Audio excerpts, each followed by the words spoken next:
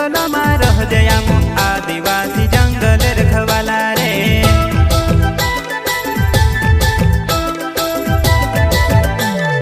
चल जंगल जमीन काजे पूजे रे आदिवासी दुनिया ने रखवाला रे। बाप देव खतरी काज पूजे रे आदिवासी सबसे निराला